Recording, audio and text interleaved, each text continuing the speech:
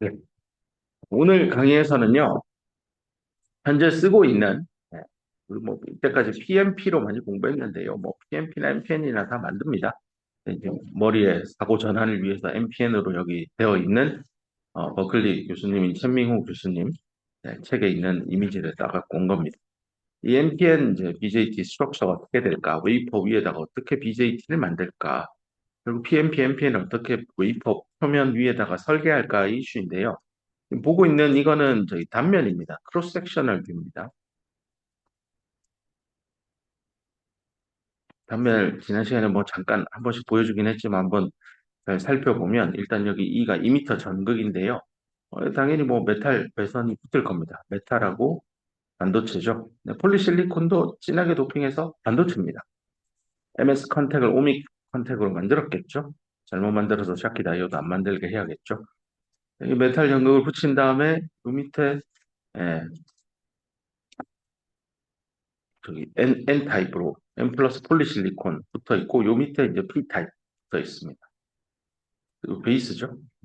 그다음 그 베이스에 신호를 주기 위해서 P 플러스를 양쪽에 만들었죠. 이게 단면을 자른 건데 위에서 내려다 보면 이렇게 내려다 봤을 때 요만큼이 2m 면적일 겁니다. 그리고 요렇게 잘라서 AA 프라임으로 단면을 보면 여기가 나오겠네요. 요걸 보고 있을 겁니다. 요 단면을 우리가 보게 되겠네요. 요 2m 끝에 뭐 여기 스몰 a에서 a 프라임이면 여기가 a 프라임 이렇게 된다는 뜻입니다. 3차원으로 그리면 이렇게 뒤로 뻗어 있을 겁니다. 네. 대충 느낌 알겠죠? 이렇게 내려가서 뒤로 뻗어.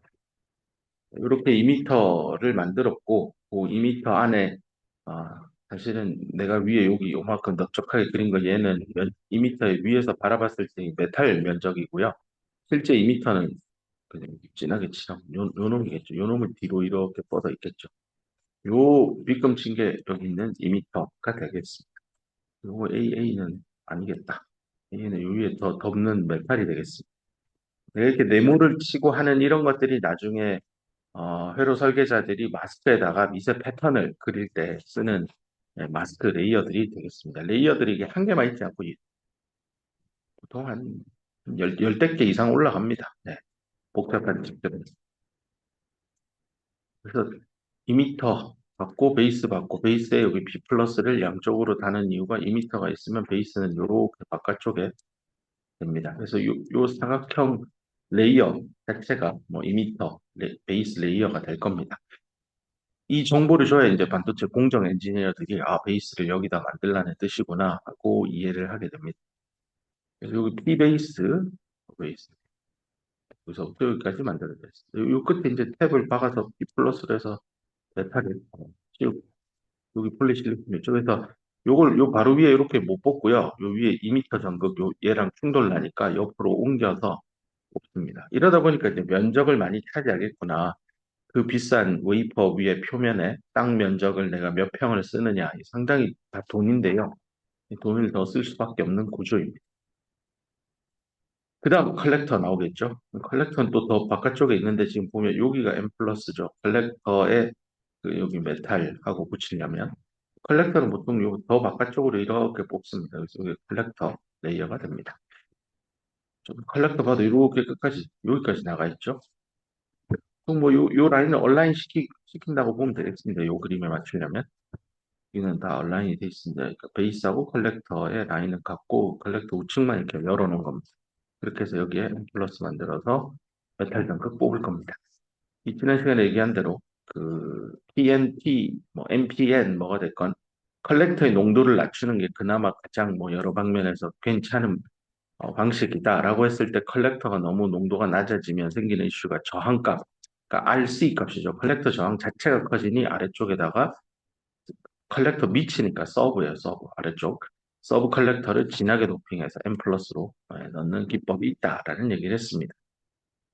그 다음에 이 옆에 있는 딥 트렌치라는 단어가 있는데 얘는요 그 SiO2예요. 이게 절연체예요, 절연체.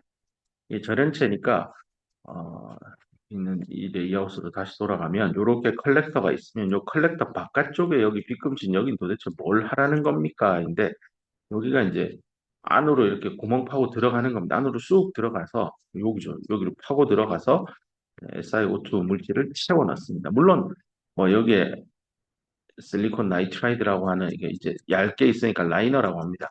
라이너 붙여주고 그 위에 SiO2를 빠르게 채워줍니다. 채울 때 이런 SiO2나 여기 라이너에 있는 실리콘 나이트라이드 소재가 옆에 있는 실리콘하고 접한 면에 원자 수준에서 결합이 어떻게 되는지 그 결합에 결함들이 생길 거고 디펙이죠. 뭐 이런 이슈들 때문에 문제가 될지 안 될지도 판단을 해야 될 겁니다. 이런 쪽은 소자의 동작 영역하고 크게 상관없고 우리가 학습한 대로 이 BJT 동작의 핵심 파트는 여기입니다, 여기. 여기하고 여기는 상당한 이격 거리가 있기 때문에 크게 문제될 건 없습니다. 다만 여기는 좀 가까이 있죠. 쉘로우 트렌치라고 하고, 이거는 딥 트렌치는 바깥쪽이고요. 쉘로우 트렌치 쪽은 안쪽에 붙여서 여기 컬렉터, M 플러스 뽑아내기 위해서 요 사이 오픈하는 방식입니다. 구조를 다 살펴봤고, 대략적으로 BJT가 요즘 만드는 BJT가 저렇게 생겼구나. 이지만 여러분 머릿속에서 말로만 MPN, PMP인데 저렇게 복잡하게 만들었었구나. 왜 저렇게 만들었을까에 대해서 한번 더 깊이 있게 생각해보고 저 구조를 어떻게 하면 더 좁은 공간에 넣을까 고민해 보세요. 하지만 많은 엔지니어들이 여기에 그 노력을 쏟아부었고 그 결과물 중에 가장 합리적이고 최적화된 구조가 얘입니다. 그래서 그 왜 저렇게 나왔는지를 이해하고 암기하고 시험 점수 잘 받는 거 나는 중요하다고 생각, 한 100이면 한 1 정도만 중요하다고 생각합니다. 나머지 99는 스스로 이런 그림을 만들어낼 수 있을까에 대해서 스스로에게 물어보길 바랍니다. 이때 이런 구조가 나오는 과정에서 생각한 고민 덩어리들이 여기 이만큼 있습니다. 첫 번째가 네로 베이스입니다.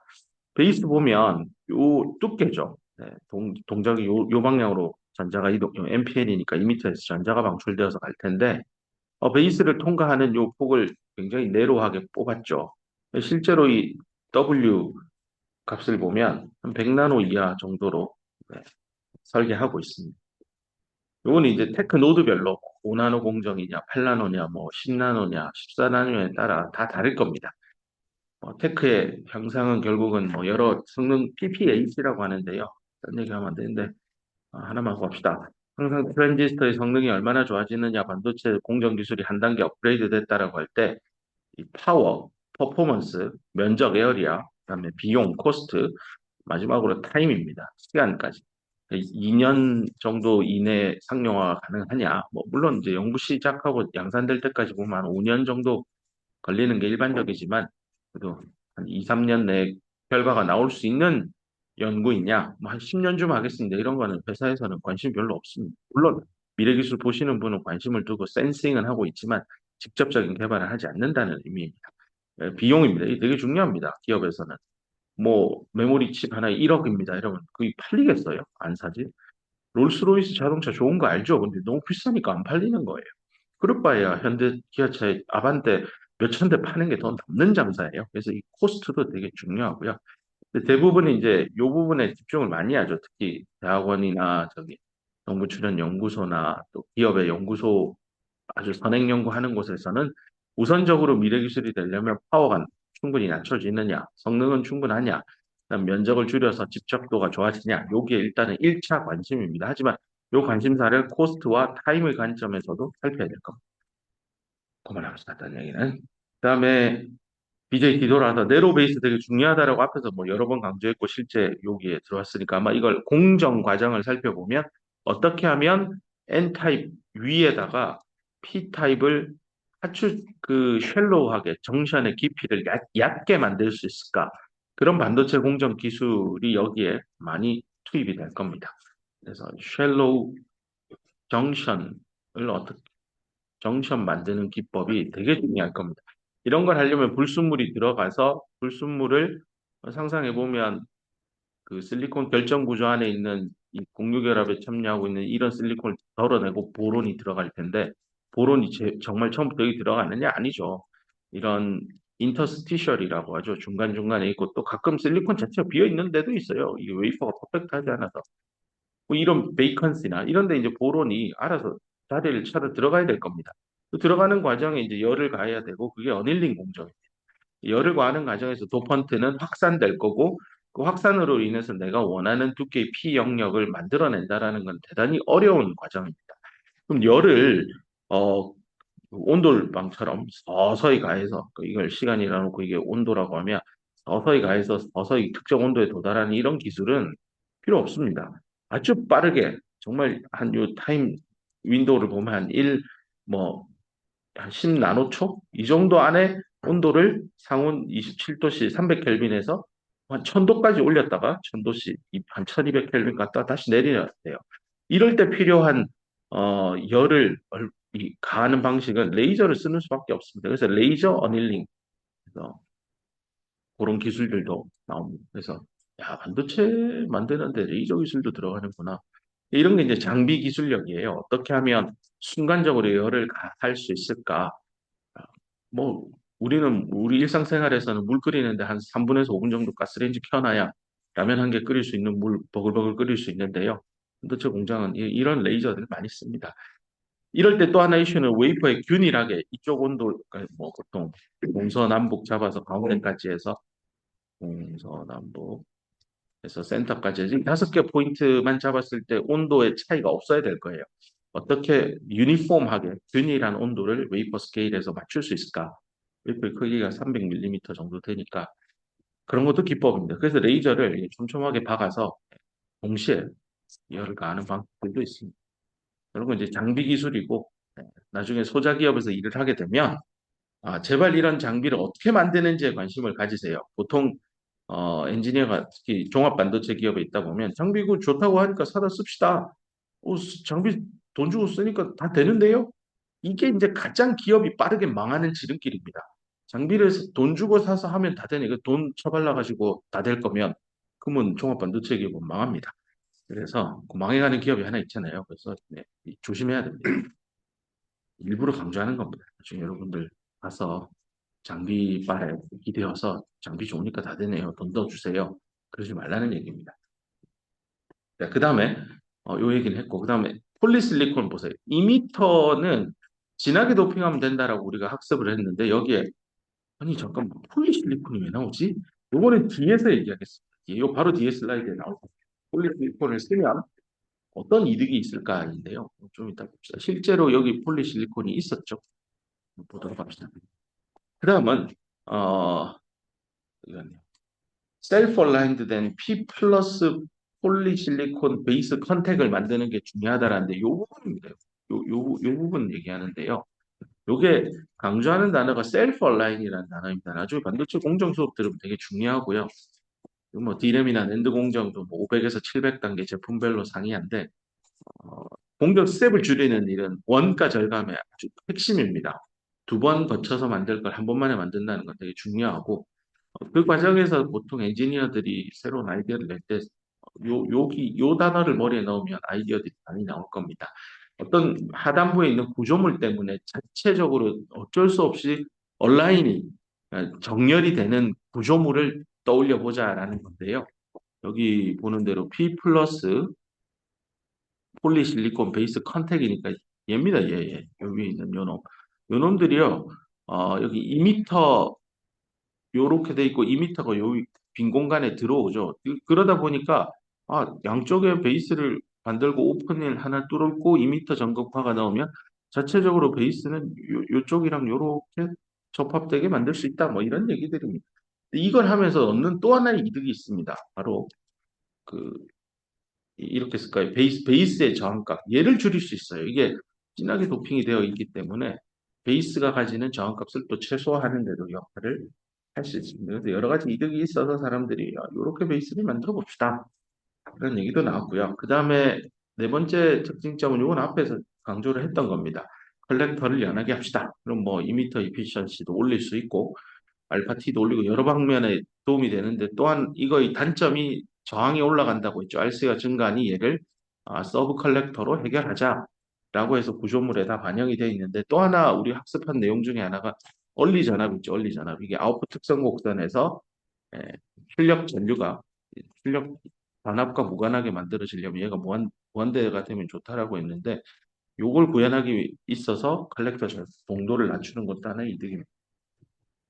그다음에 밑에 얘기는 이미 했네요. 여기 RC 올라가니까 서브 컬렉터 쓰자고 했고, 그 다음에 마지막은 요겁니다. 그 트렌치, 네, 딥 트렌치, 셜로 트렌치 이용해서 그 주변에 있는 이게 BJT가 하나만 있는 게 아니잖아요. 이게 저기 컬렉터면 이 BJT가 있으면 옆에 또 BJT를 둘 거예요. 요놈끼리 서로 정기적으로 연결이 돼 버리면 안 되잖아요. 그러면 가운데 절연막이 들어가야 된다. 그래서 정기적인 아이솔레이션을 목적으로 SiO2로 채워져 있는 트렌치들을 여기저기 박는 기물을 생각해낸 겁니다. 그래서 GT 디바이스 스트럭처가 어떻게 되어 있고 어떤 특징이 있는지 쭉 설명을 했습니다. 자, 이제 지금부터는 하나하나 좀 어드밴스드 된 내용으로 그러니까 BJT 기본에서 실제 BJT를 제작할 때 뭐 어떤 것들을 감안하면 좋은지 하나씩 봅시다. 첫 번째 폴리실리콘 이미터라고 되어 있는데요.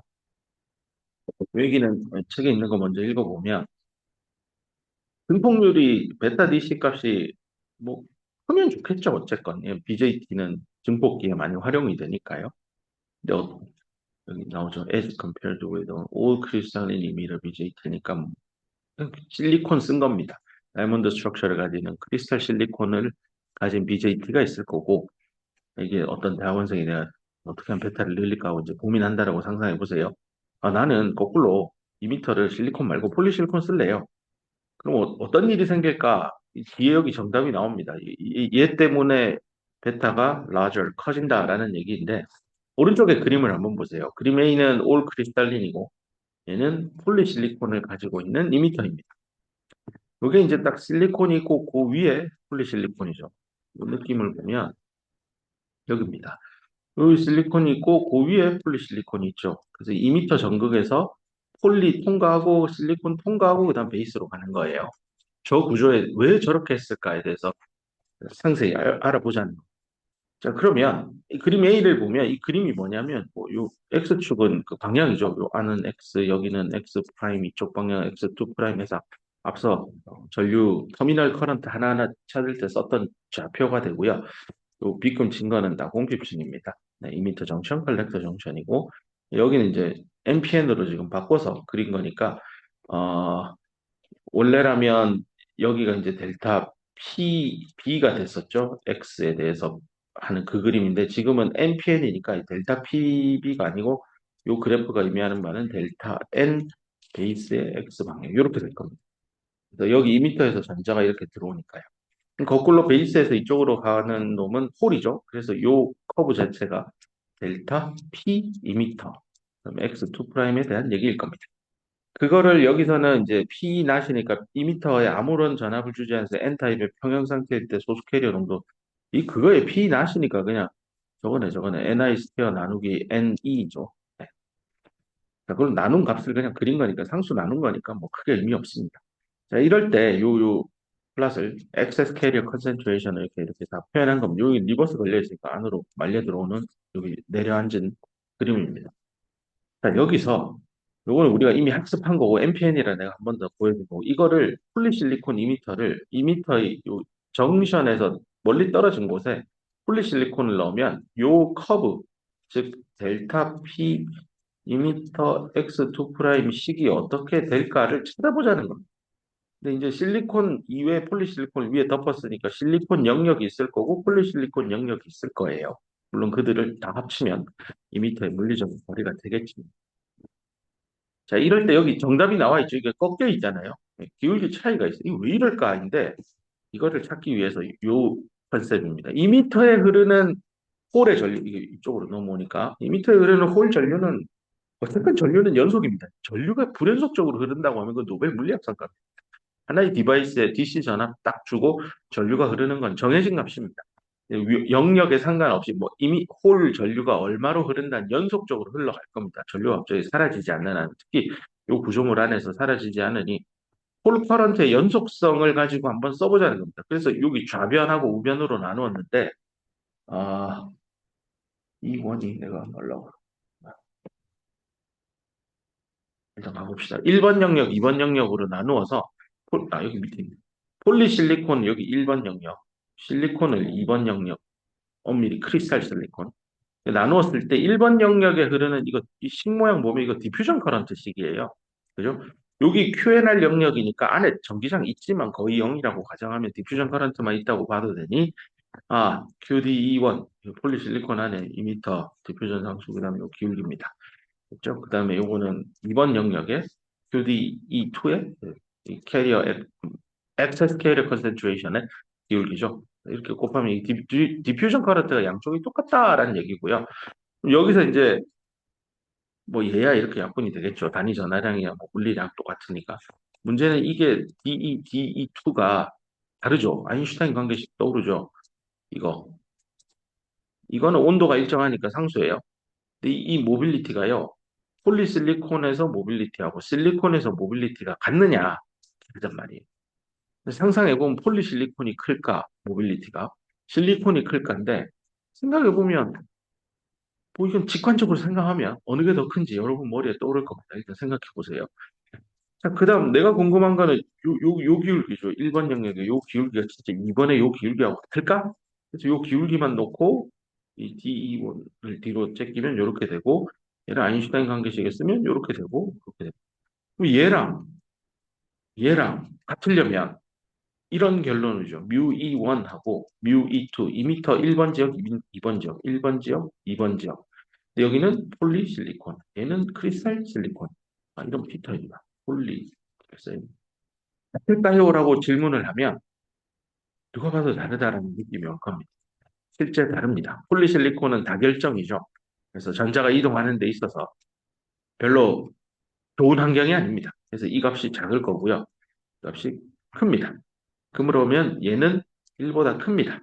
그러면 2번 영역, 크리스탈에 있는 요 기울기가 만약에 1이다라고 하면 요 기울기가 1이면 1에다 1보다 큰 걸 곱하니 얘는 기울기가 1보다 클 겁니다. 그래서 1번 영역에서 이렇게 가파른 기울기가 나오는 걸 확인할 수 있습니다. 이걸 쓰면 그래서 뭐가 좋습니까? 이걸 이용해서요. 어디 있어요?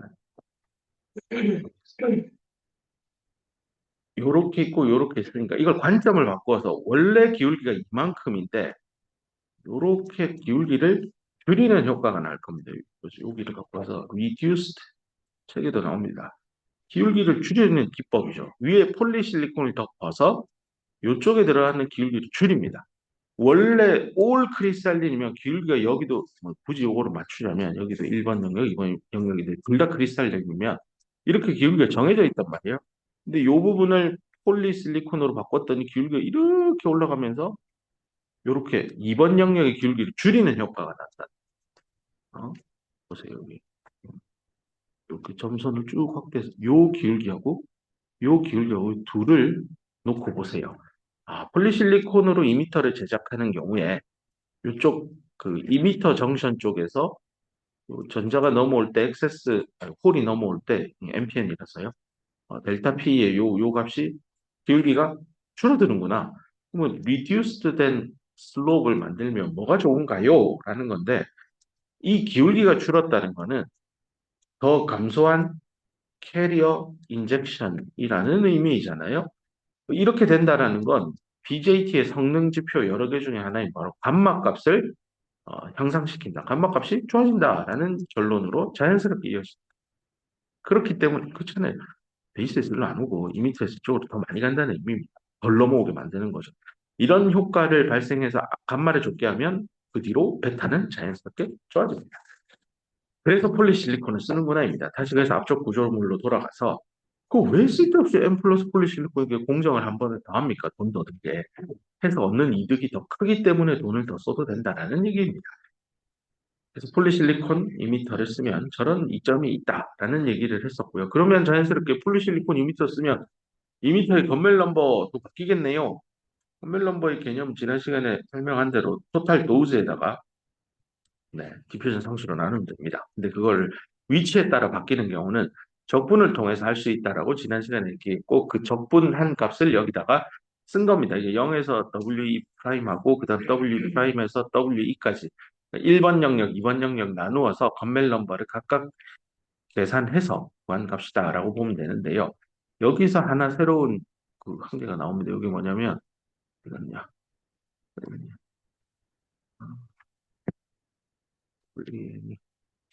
요겁니다. 요거. Surface Recombination Velocity라고요. 요 물리량이요. 디퓨전 컨스턴트를 저기 길이로 나누는 건데 이게 디퓨전 컨스턴트 단위를 기억해 보면 이 제곱 센티미터 나누기 초예요. 근데 이거를 다시 센티미터로 나누면 이거 하나 날아가니까 남는 물리량이 벨라시티, 속도 컨셉이 나와요. 근데 이게 결국 2미터 안에서 홀이나 전자가 이동하면서 컨비네이션 되는 양하고 연관된 거니까 이 서피스에서 2미터 조 표면 위에 있잖아요. 그래서 거기 리컨비네이션이 어느 정도의 속도를 가지고 된다. 이렇게 해서 SP로 바꿔 쓴 겁니다. 여기 요 위에 있는 식 보면 이렇게 내려오는 거 확인할 수 있습니다. 얘를 묶은 겁니다. SP로. 컨셉 하나 들고 들어오고. 근데 여기서 이제 저자가요. 이게 너무 복잡하고 그냥 저기 2미터의 도핑 농도 일정하다라고 하고 적분 기호 다 떼고 간단하게 건멜 넘버를 쓰면 이렇게 쓸 수 있습니다. 라는 얘기까지 책에 나옵니다. 뭐 이 경우에 이제 베이스는 앞에 있는 건데 여기 GE가 있으니까 잘 기억해라. 얘랑 결국 베이스 전류까지 터미널 커런트까지 미친다. 그래서 폴리실리콘 이미터를 썼기 때문에 이런 컨셉이 나오고 그래서 건멜 넘버에도 이 텀이 하나 들어가고 그게 결과적으로 터미널 전류까지 영향을 미친다라는 연계된 개념을 설명하시죠. 그럼 여기서 또 하나 재미난 그 아이디어 하나가 더 나옵니다. 지금 폴리실리콘을 이미터에 쓴 건데요. 베타 값을 늘리기 위해서 이렇게 노력하고 새로운 연구가 된 거는 좋아요. 그거 말고 다른 건 없습니까? 꼭 그 폴리실리콘만 써야 됩니까? 다른 방법은 없을까요? 라는 거에 대해서 사람들이 오랜 기간 동안 고민을 했고, 그러기 위해서 베타가 뭐지? 라고 식을 보면, 베타 식이 원래는 더 뒤에 더 있는데 핵심적인 것만 뽑아왔습니다. 이걸 가만히 살펴보면 보통은 같은 크리스탈 실리콘을 썼으면 이거 Ni 인출식 캐리어 농도는 실리콘이면 10승이니까 이 약혼돼서 없어질 거란 말이에요. 근데 그 당연한 거를 한번 부정을 한 겁니다. 야, 네가 당연하다고 폴리 실리콘으로만 돼 있다고 하는데 아니야. 베이스를 지금 여기는 베이스에 이제 포커싱 베이스를 말이지 실리콘 쓰지 말자. 안 쓰고 못 쓸 건데 그냥 막연히 딴 거 써볼까가 아니라 어떤 어떤 특성을 가진 소재를 도입할 것 같아. 나 베타 키워야 되니까 NIB, 인트린식 캐리어 높은 거 그런 소재를 실리콘 넣어 나와. 난 내가 들어갈게 하면 좋겠다는 거. 근데 또 하나 고민해야 되는 게 새로운 신물질을 도입한다는 건 이와 같은 MPN, BJT 스트럭처에서 요 자리죠. 여기에 새로운 물질을 넣어야 돼요. 여기에 폴리실리콘도 있고 실리콘도 있는데 이걸 새로 어떻게 만들까? 그래서 나오는 기술이 뭔가 없는 데서 요 밑은 실리콘이죠. 실리콘 위에서 새로운 물질을 길러야 돼요. 근데 이 하단부에 있는 거는 실리콘 규칙을 가지고 있는 결정 구조죠. 결정 구조라는 거는 원자가 규칙을 가지고 배열되어 있는 거죠. 그래서 우리 다이아몬드 구조에 대해서 1학년 때 열심히 공부했었습니다. 근데 이걸 가지고 이 위에 새로운 물질, 뉴 머티리얼을 깔아야 돼요. 그러려면 여기 있는 실리콘하고 결합해 가면서 성장시켜야 돼요. 이런 방식을 에피택시얼 그로스라고 합니다. 아래쪽에 있는 원자의 결정 구조에서부터 출발해서 스물스물 내가 원하는 물질들이 성장하는 그런 반도체 공정 기술입니다. 요즘 뭐 자동차 쪽이나 전력 반도체 쪽에 보면 웨이퍼를 실리콘 카바이드 내지는 갈륨 나이트라이드 웨이퍼를 필요로 한다라고 하고 또 기존 실리콘 웨이퍼에도 나중에 웨이퍼 주문해봐 하면 어, 에피 실리콘 웨이퍼 달라는 얘기인가요? 이런데 이게 뭔 얘기냐면 이 단면을 잘라보면 실리콘 요 위층에 실리콘은 결정 구조를 퍼펙트하게 만들기 위해서 에피택시 크로스를 해서 그러니까 실리콘 위에 실리콘 올라간 거예요. 근데 훨씬 더 그 결함 없이 퍼펙트한 다이아몬드 구조를 가지는 실리콘 레이어를 웨이퍼 표면에 만드는 이건 프라임 웨이퍼예요. 되게 고급 웨이퍼. 되게 비싸요. 요즘 이거 다 쓰고 있습니다. 첨단 공정 쓰는 써서 만들어야 되는 시스템 IC들, 뭐 GPU도 하나의 예고요. 에피 웨이퍼를 써서 쓰고 있습니다. 그래야만 트랜지스터가 표면 위에 만들어지니까 그 표면 위에 있는 실리콘 결정 구조만큼은 퍼펙트한 구조를 만들겠다라는 관점에서 실리콘 위에 에피텍셜 크로스 방식으로 실리콘을 퍼펙트하게 길러내는 웨이퍼 기술도 있습니다. 이런 거 SK 실트론, 일본의 시내주, 숨고 이런 잘합니다. 돈 더 많이 쓸 수 있고 고급 기술입니다. 딴 얘기 그만하고 돌아가자. 네, 그래서 베이스 쪽에 실리콘 위에다가 뭔가 some new material을 여기다 증착을 하는데 목적은 인트린식 캐리어 농도가 작은 거. 다시 또 기본으로 돌아가야 됩니다. NI가 뭡니까? 상온 300 케빈에서 가만히 내비둬도 지네들끼리 일렉트론하고 홀하고 만들어지죠. EHP로. 저의 개수를 늘리기 위한 핵심 지표는 밴드갭이죠. 밴드갭 에너지가 작은 소재를 끌어 들어오면 이 NI 값은 늡니다. 실제로 실리콘의 밴드갭은 1.1이고 그거에 매칭되는 NI 값은 10의 10승 단위부입니다. 이 정도의 전자가 나온다 했습니다. 그럼 무엇을 쓰면 이 값을 10의 10승보다 더 높일 수 있을까? 도대체 그 소재는 뭘까? 하지만 실리콘하고 그 위에 길러야 되니 실리콘을 포기하고 싶지는 않아요. 그럼 자연스러운 합리적인 추론은 우리가 배웠지. 졸메니움은 공핍증이 저기 밴드갭이 0.66이야. 그럼 얘는 인트린식 캐리어 컨센트레이션이 약 10의 13승 정도 된다고 했어. 1000배나 높아. 3데케이드가 높아요. 1000배가 높으면 10의 3승인데 그걸 지금 보세요. 베타는 보면 여기 제곱이에요. 와, 100만 배 늘릴 수 있네. 끝내주네. 그러면 베이스를 절메니움으로 하면 되겠네요. 근데 절메니움을 실리콘 위에 키운다는 일이 또 만만치 않아요. 그러면 실리콘하고 절메니움을 적당히 믹싱하면 어떨까요? 그래서 나오는 게 실리콘 절메니움을 1대1로 섞은 소재. 여기서도 또 꼭 1대1로 섞어야 돼요. 실리콘 0.2, 절메니움 0.8은 안 됩니다. 이것도 이제 뒤에서 더 아이디어를 더 디벨롭 시키겠습니다. 일단은 실리콘 위에 좀 잘 실리콘하고 친한 물질이 올라오려면 실리콘을 함유하되 밴드갭은 줄여야 되니 실리콘 줄면용을 씁시다 라는 아이디어입니다. 그러면 NIB 값 얘를 키울 수 있고 심지어 제곱도 있으니 베타를 키울 수 있습니다. 그래서 이제 뒤에 있는 책에 있는 거 읽어봅시다. 여기서 아이디어를 NE를 키워도 베타가 되는데 그건 이미 이미 키워놨어요. 더 클 수가 없어요. 심지어 더 크면 무슨 일이 생기냐면 얘 때문에 밴드갭 내로잉이 상당히 생겨요.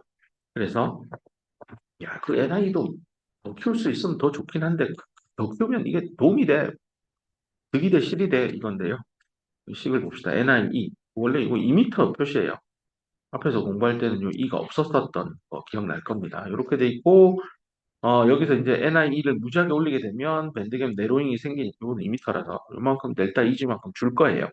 자, 이렇게 됐을 때 그러면 요 연산을 엑스포넨셜이니까 이렇게 쪼개서 해보면 요 뒤에 것만 뒤로 쓰면 앞부분은 원래 순수한 실리콘만으로 됐을 때 도핑이 아주 저기 그 디제너레이티들이 해지지 않은 즉 밴드갭 내로잉이 아주 시그니피컨트 하지 않은 그 정도 수준의 NI 값을 10승이라고 본다면 내가 도핑만 진하게 해도 이득이 있긴 있구나. 근데 도핑 진하게 하면 얘가 올라간단 말이에요. 근데 제곱이에요.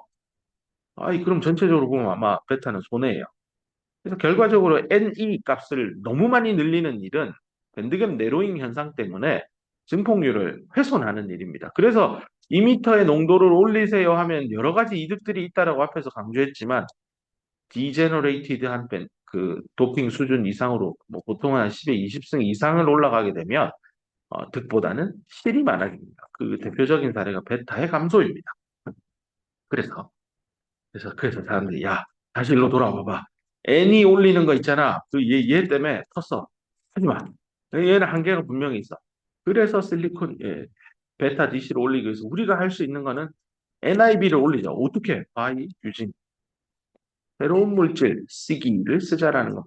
일본 사람들은 시계라고 했어요. 그래서 나는 진짜 손목시계 그 시계인 줄 알았어요. 학교 가서 듣다가 시계가 갑자기 워치인가 이랬죠. 실리콘 절메니움을 시기라고 읽는데요. 이 시기 물질이 보세요. 뭘 가지고 있다고요? 작은 밴드갭을 가지고 있다고. 이거 실제로 이 비율을 절메니움 20%만 함유시켜도요. 베이스 영역의 밴드갭이 줄어드는 게 0.1이에요. 1.12가 1.1이 돼요. 그러면 앞에 식을 잠깐 차용을 하면 요게 0이었으면 변화가 없었으면 이게 전체가 1이니까 안 변하는 건데 이게 0.1만 돼도 변화량이 그 정도만 생겨도 꽤 유의미한 수치가 되어서 이게 상당한 영향을 준다는 거예요. 그래서 그래서 이렇게 실리콘 germanium을 쓰는 이거는 뭐를 허락하고 가능하게 하냐면 더 큰 베타를 써. 그걸 달성 가능하게 하고 그때 도핑 농도도 같이 여기 있죠.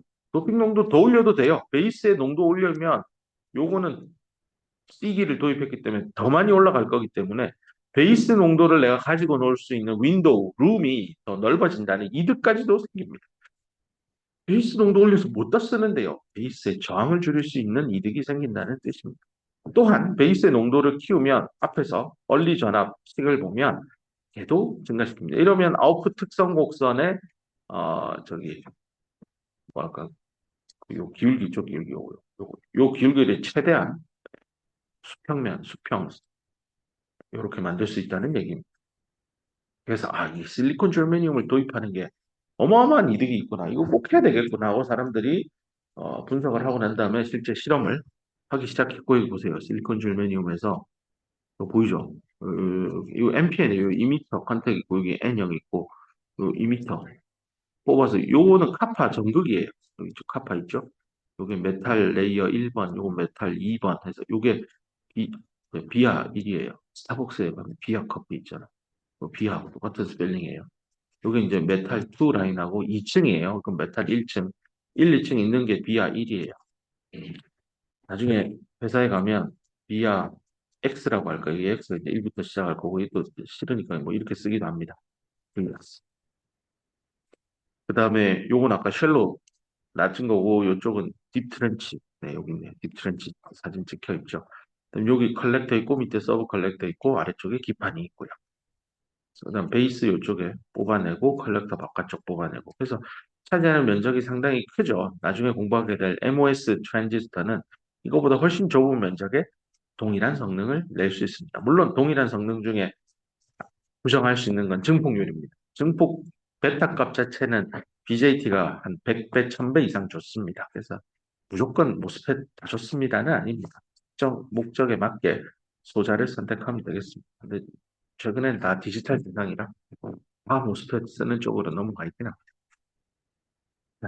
아, 너무 많은 얘기를 한꺼번에 던지는 것 같아서 지금까지 폴리실리콘 이미터의 장점, 밴드갭을 줄이기 위해서 실리콘 절매늄을 도입하면 또 생기는 장점, 뭐 이런 얘기를 앞서 공부한 것과 연계해서 설명했고요.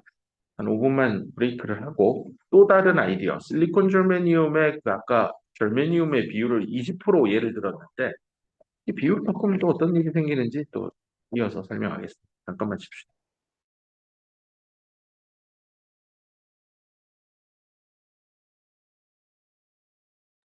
자, 다음 토픽은 HBT입니다. 그래서 HBT라고 알려져 있는데요.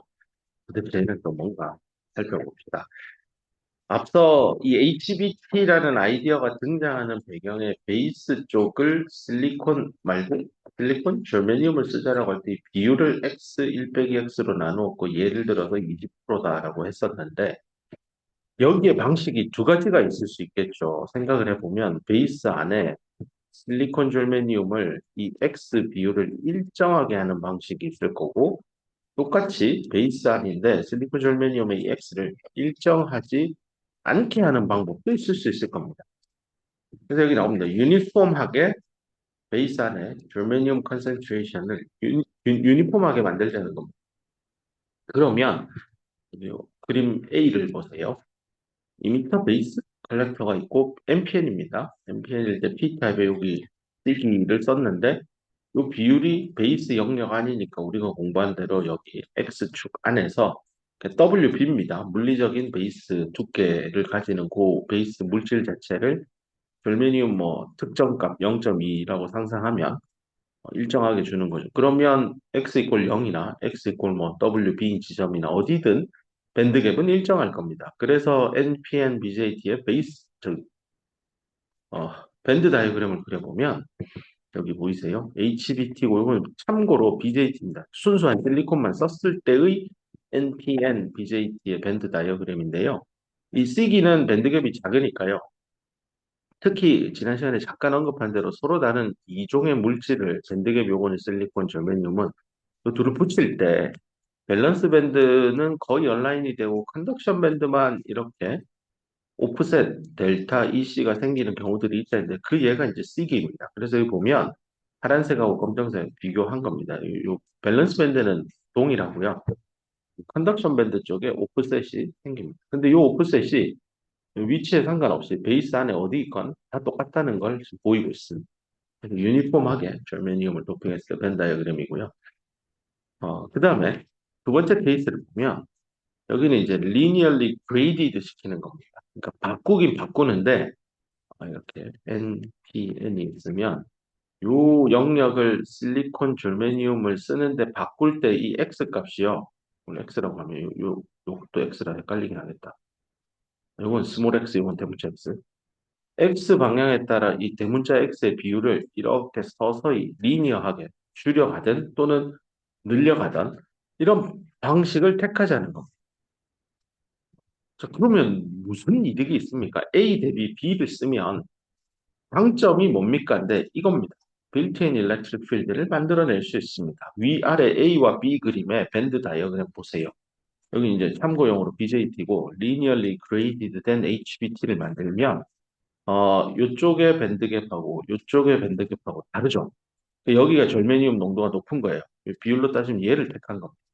이렇게 해서 쭉 하면 밴드갭이 서서히 감소되니까 자연스럽게 컨덕션 밴드에 기울기가 생기고 컨덕션 밴드 엣지에 기울기가 있다라는 건 항상 머릿속에 DC, DX를 나눈 거는 전기장이다. 그래서 요 오르막 방향으로 전기장이 생겨요. 이 전기장은 내가 외부에서 바이어스를 가해서 만든 게 아니라 물질 자체의 특성에서부터 이끌어낸 그래서 빌트인이잖아요. 빌트인된 일렉트릭 필드가 들어갑니다. 이게 들어가면 뭐가 좋은데요? 근데 NPN이니까 2m에 있는 다수 캐리어인 전자, 일렉트론이 넘어오면 그다음부터 이동해 갈 때 위아래를 비교해서 한번 생각해 보세요. 전자가 이렇게 들어와서 이렇게 갈 때는 이거 확산이에요. 근데 여기는 들어와서 갈 때 확산과 드리프트를 동시에 경험합니다. 그 말은 또 잘 가요. 2m에 있던 전자가 컬렉터까지 가는 그 2m 이피션시 관점에서 B 케이스가 A 케이스보다 더 도움이 되는 건 너무나 당연합니다. 더 놀라운 거는 외부에서 전압을 더 줘서, 즉 파워를 더 써서 전류를 늘린 게 아닙니다. 물질을 바꾸어서 자발적으로 만들어진 전기장을 썼기 때문에 전력 소모의 증가 없이 성능 향상을 달성할 수 있다는 장점이 있습니다. 그래서 요 델타 EG라고 표현돼 요게 점점 X 방향에 따라 커지는 그런 밴드 다이어그램을 보여준 겁니다. 네. 내가 노트 배운 것만 보면 그래서 이 유니폼한 절메니움을 쓰면 여기서 꼭 강조하고 싶은 게 베리어 하이트 에너지 장벽인데 요거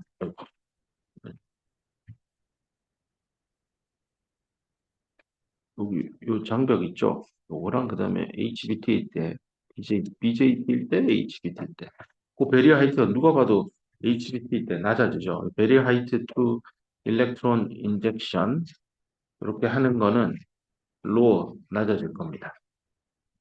네. 하지만 이게 이제 같이 주어진 for the same whole barrier height입니다.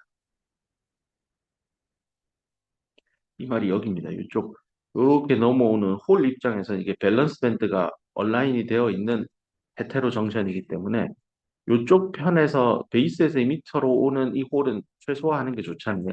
안 넘어오게 해야 돼요. 이 장벽을 낮춰버리면 베이스에서 2m로 많이 넘어오니까 이 역시 도움이 되는 방향은 아니에요. 그래서 컨덕션 밴드의 미스 얼라인 이 델타 EC는 이때 델타 EV는 거의 0에 가까운 그런 조합을 찾았고 이왕이면 실리콘을 포함하면 좋겠다고 찾아봤더니 C기가 딱 쓴 거예요. 이게 어쩌면 축복받은 거예요. 누가 뭐 이렇게 물질을 만들어 줬나요?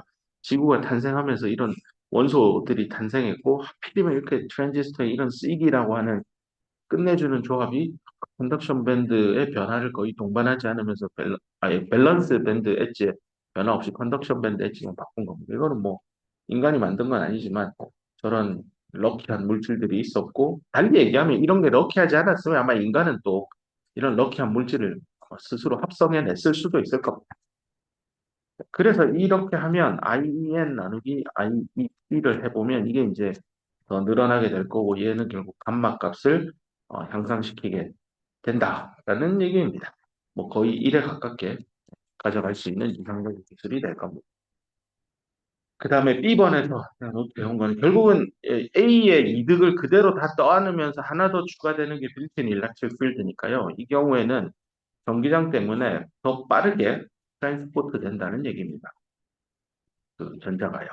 이 밑에서는 이 NPN이라 전자라고 한 겁니다. 어디를 가로질러 가냐면 크로스 QNR 오브 베이스 베이스의 QNR 영역을 빠르게 더 빠르게 비교급 얘 때문입니다. 일렉트릭 필드 때문에. 그래서 드리프트와 디퓨전이 동시에 일어나서 빠르게 전자가 이동해서 컬렉터까지 도달합니다. 이거의 장점은 빠르다라는 의미는 DC 특성의 이득도 있지만 AC 특성의 이득도 있다는 얘기입니다. 되게 중요한 컨셉입니다. 빠르다라는 컨셉은 반드시 AC도 포함하고 있다.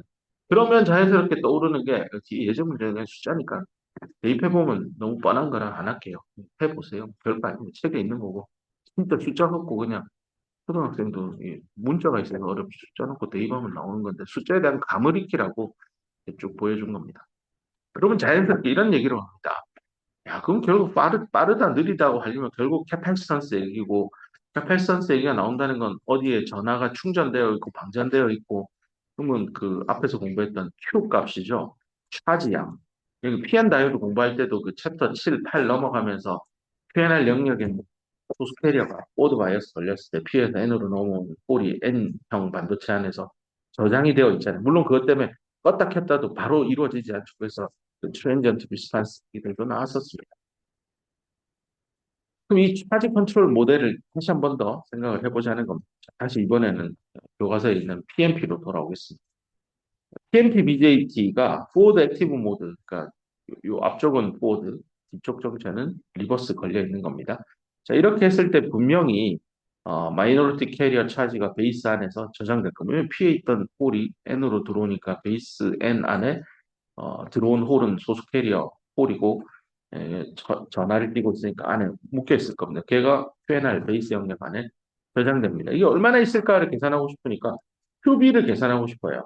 상상해 보면 베이스 영역 안에 홀이 얼마나 들어있는데 라는 질문이니까 excess 홀 concentration 차단해야 되겠죠. 심지어 여기 이제 타임 t의 컨셉이 들어옵니다. 이게 빨리 넘어가냐 덜 가냐는 시간의 컨셉. 그래서 시간에 따라서 위치에 따라서 베이스 안에 2m에서 넘어온 이 PMP입니다. 다시 돌아서 2m에서 넘어온 홀이 베이스 안에서 얼마나 변화됐느냐? 그걸 어떻게 찾지 하고 앞에서 다 찾아놨습니다. 이거 뭐 하이퍼 사인 나오고 해서 베이스를 좁게 만들면 그게 근사식에 의해서 결국 X에 대한 일차 함수가 나옵니다. 했던 거 기억날 겁니다. 그래서 여기 베이스 안에서는 그래프를 델타 PB를 X와 T에 대해서 X에 대해서 그려보면 이렇게 선형함수입니다. 원래라면 베이스 영역이 충분히 길면 이렇게 엑스포넨셜의 마이너스 X승 형태로 감쇄하는 형태인데 베이스를 워낙 좁게 설계했기 때문에 1차 함수로 표현할 수 있다라는 얘기들이었습니다. 이거 0이고 WB였죠. 그 식입니다. 자, 그럼 이 식을 가지고 여기에 평형 상태 대비 얼마나 홀이 들어와서 큐비 충전이 얼마나 되어 있구나를 찾아낸다면 얘는 단위량이 쿨롱이고 얘는 단위 부피당 몇 개냐는 컨셉이잖아요. 그러면 얘는 단위 부피당 개수고요. 얘를 쿨롱으로 바꿔야 돼요. 어떻게 바꿀까 생각해 보면 일단은 얘가 이쪽 X 방향으로 뻗어 있으니까 0부터 방향까지 거리 곱해주고요. 그다음에 이게 PNP, BJT니까 PNP가 있어도 결국 뒤로 뻗어서 단면적을 가지죠. 오늘 이제 공부한 거에 따르면 잠깐 하면 이게 단면적이 어디냐를 살펴보면 앞으로 가면 네, PNP 요 부분이 되게 요 뒤로 뻗어 있는 요런 영역이 되겠죠. 요게 단면적이 될 겁니다. 위에서 내려다보는 그 면적이 될 겁니다.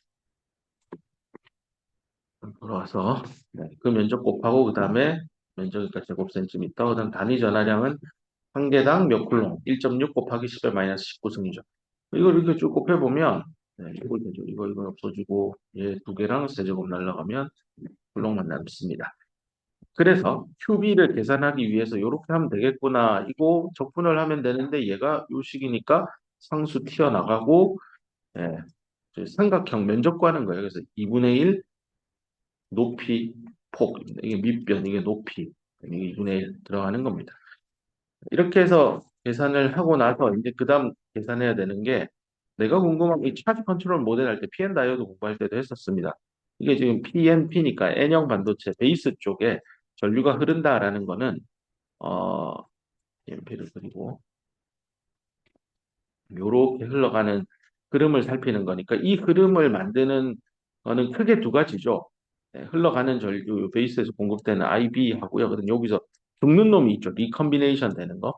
그래서 요 뒤에 있는 요 컨셉은 전류의 마이너스 방향이에요. 줄이는 거니까. 리컨비네이션 되니까 베이스 영역 안에서 타우 B를 우리 앞에서 노테이션 정의할 때 앞으로 베이스에서 라이프 타임이라고 하는 건 다 소수 캐리어예요. 그래서 PNP니까 이 경우에는 홀의 소수 캐리어, 그 라이프 타임일 거예요. 근데 베이스라고 이렇게 표현할 겁니다. 근데 이거 이렇게 하면 헷갈리니까 타우 B라고 하고 앞으로 무조건 BJT는 마이너리티 캐리어 디바이스니까 머릿속으로 생각할 때 이렇게 말해도 아 이거 소수 캐리어니까 PNP면 홀이네요. 만약에 NPN이었으면 이 타우 B는 타우 N일 겁니다. 어디서요? P타입의 베이스 안에서의 전자 소스 캐리어의 라이프타임. 이렇게 쓰면은 이게 결국은 요 안에 축적되어 있는 스토어되어 있는 저장된 QB가 시간에 따라서 얼마나 변하냐, 뭐 흘러가는 전류에서 사라지는 놈의 변화로 표현한 겁니다. 이게 타치 컨트롤 모델이고요. 얘를 이제 풀어야 되는데 일단 DC 바이어스가 걸려 있다라고 하면 P에서 N으로 주입되는 홀의 양은 정해질 겁니다. DC 전압이니까. 2m 베이스 정션의 DC 전압 딱 입력 전압으로 정해주니까 결국 저장된 전하의 총량은 변하지는 않을 겁니다. 시간에 따라. 그래서 얘를 0을 주면 여기다 0 넣어주면 이런 관계에 도달합니다. 이걸 이제 풀어내면 됩니다. 불러갑시다. IB 이게 왔다 갔다 해야 되냐? 자, 일단 여기서 한 가지 컨셉이 이제 등장할 텐데 베이스 트랜짓 타임이니까 베이스를 이동해 가는 그 시간입니다. 그 뒤에 여기 답이 나와 있죠. 이렇게 됩니다라고 돼 있는데 여기 어떻게 나오는지 한번 쭉 살펴봅시다. 먼저 앞에서는 그 차지 컨트롤 모델을 써서 IB를 구했는데 이번에는 IC를 구해볼게요. IC 컬렉터 쪽에 흐르는 전류인데 이것도 앞에서 설명한 거 가지고 풀어내면 됩니다. 그 X 이퀄 W니까 베이스하고 컬렉터 만나는 접합면 있죠. EM가 있으면 여기에 공표층이 있는데 여기를 x 이퀄 w라고 했잖아요.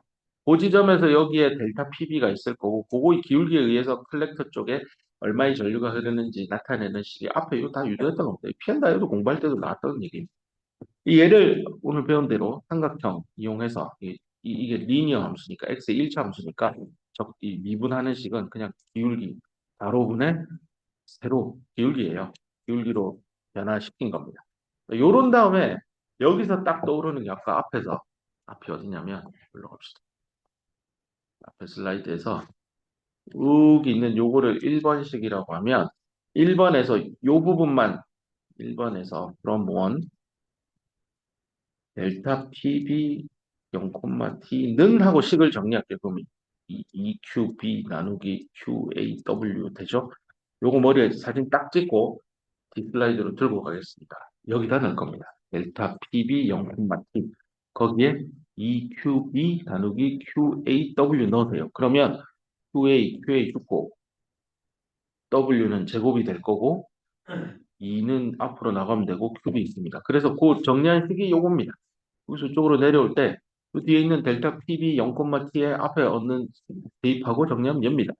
이렇게 식을 정리하고 봤더니 이 큐비는 쿨롱이잖아요. 그럼 요 왼쪽에 다니는 암페어인데 암페어는 쿨롱 나누기 초잖아요. 그러면 요 앞에 있는 요 놈을 뭐라 하나 쓰고 시간의 단위를 반드시 가지겠구나. 그래서 나오는 컨셉이 야 이게 결국 베이스에 들어있던 이 지금 PMP니까 홀이요. 결국 컬렉터에 모여서 홀 전류를 만든다는 건 베이스를 거쳐서 온 거죠. 근데 그 시간이 얼마나 걸리는지 컨셉이 여기서 도출됩니다. 그래서 베이스 트랜짓 타임. 그래서 트랜짓의 t를 따서 타우 t라고 쓰고요. 타우 t를 이렇게 정의할 겁니다. 그래서 이게 베이스 트랜짓 타임인데 가만 보면 베이스의 디퓨전 함수.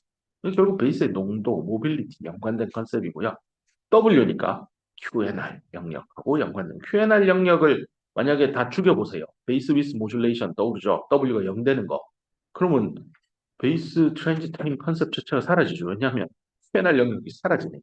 그래서 앞뒤로 말이 다 맞구나라고 보고 여기 이제 정의가 나옵니다. 이런 시간을 뭐 하는데 소요되는 시간이냐면 소수 캐리어가요. 확산되어 가요. 베이스를 가로질러 가겠죠.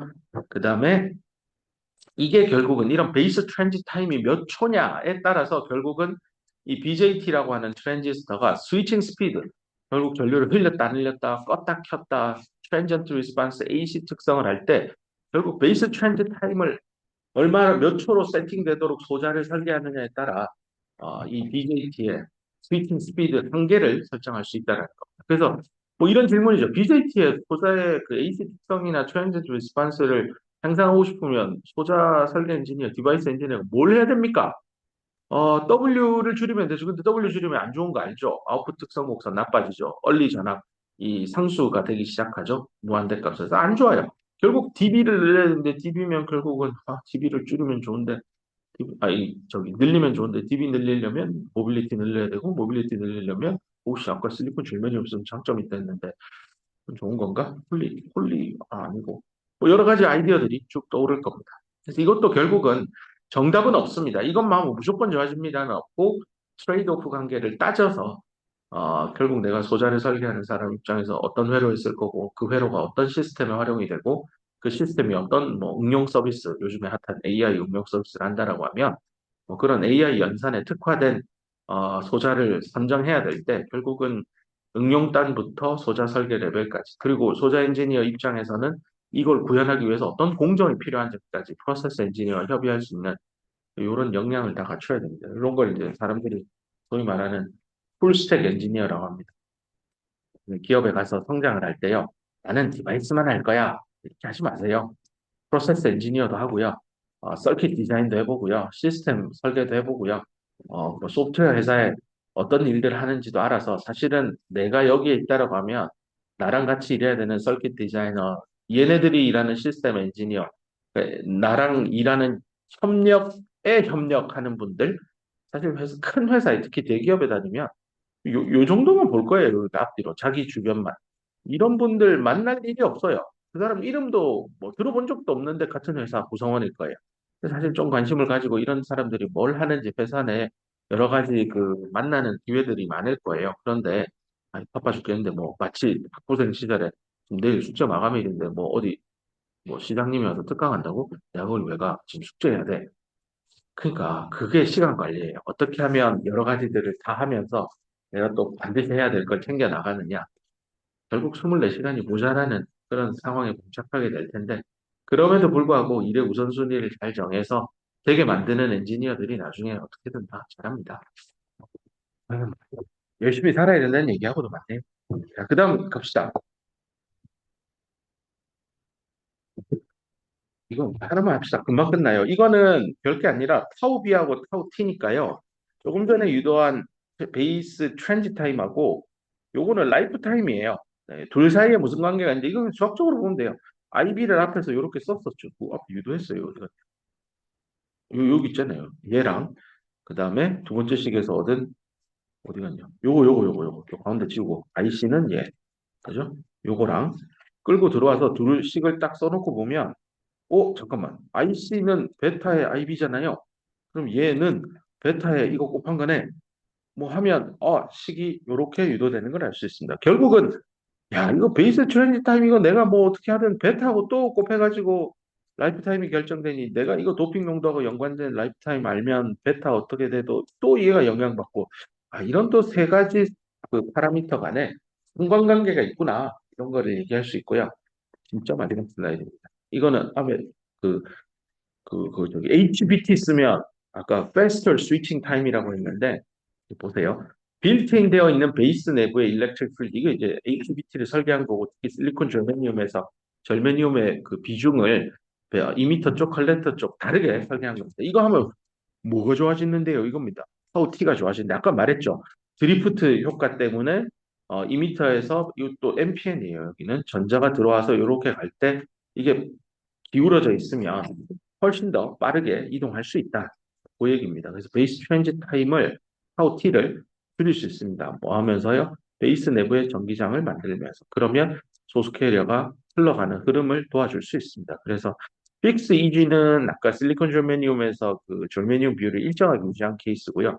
얘는 이제 EG를 바꾸어 가지고 하는 그 절메니움을 그 포션을 어디 갔냐? 얘입니다. B 케이스. B 케이스 때 또 어떻게 되느냐 해서 나온 겁니다. 그래서 두 가지 타입으로 설명한 겁니다. 얘는 베이스의 농도를 이렇게 감소시켜 가는 방법입니다. 이 X 방향에 따라서 NB, 베이스의 농도를 줄여서도 밴드갭을 이렇게 바꿀 수 있는 거고, 요거는 이제 그 베이스의 농도는 유지하고 밴드갭을 바꾸는, 즉, 졸메늄의 그 X 포션 있죠. 걔를 바꾸어서 또 하는 방식. 그래서 크게 두 가지로 설계할 수 있습니다. 베이스의 농도를 바꿔라. 또는 베이스의 실리콘 절메늄에서 절메늄의 농도를 바꿔라. 그렇게 해서 베이스 트렌드 타임을 원하는 만큼 설계할 수 있다라는 얘기입니다.